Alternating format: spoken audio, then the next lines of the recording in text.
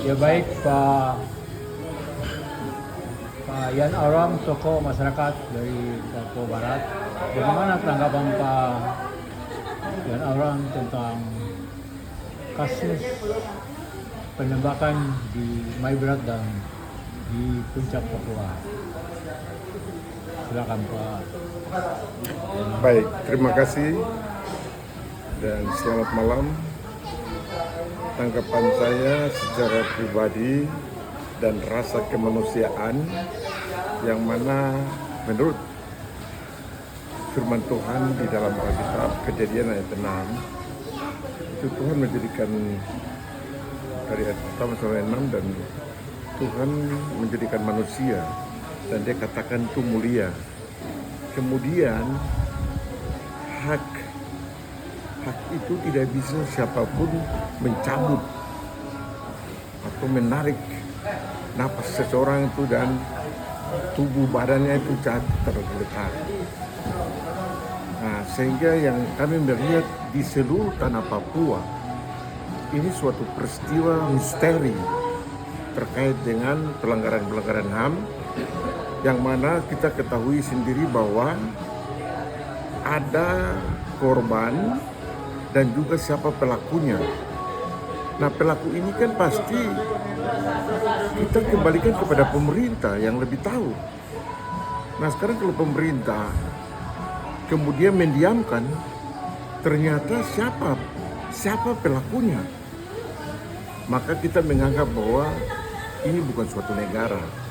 Karena di dalam definisi negara ada 5 hal yang penting di dalam. Pertama, terkait pembentukan negara itu sendiri.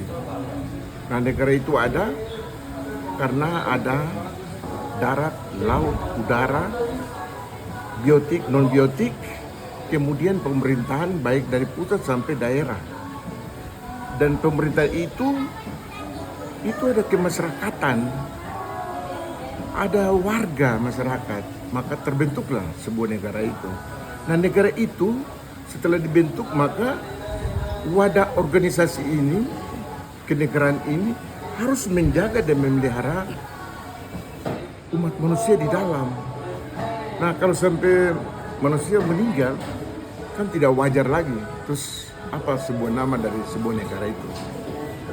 Kedua, pelanggaran ini kami kembalikan kepada Bapak Presiden Republik Indonesia untuk meninjau kembali dan bertanggung jawab langsung untuk memerintahkan kepada penegak hukum untuk meninjau siapa pelaku sehingga terjadi korban berjatuhan dari tahun ke tahun.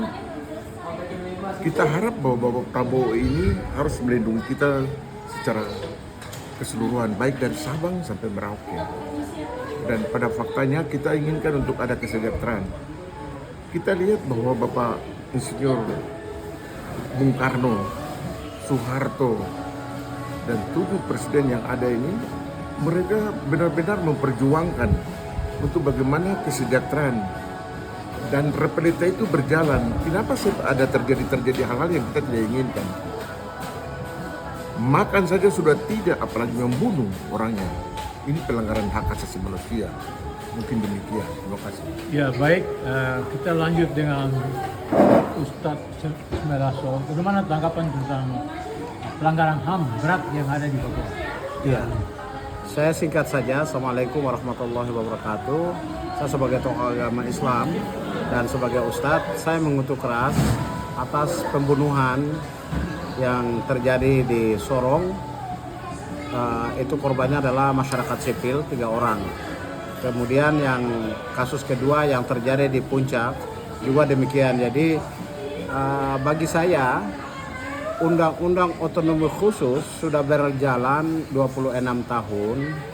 Ternyata isi dari Undang-Undang Otonomi Khusus, item-item kesepakatan yang dituangkan di dalam Undang-Undang Otsus itu, pertama, Undang-Undang nomor 21 itu adalah pemerintahan sendiri. Kedua, perimbangan keuangan antara pusat dan daerah. Yang ketiga adalah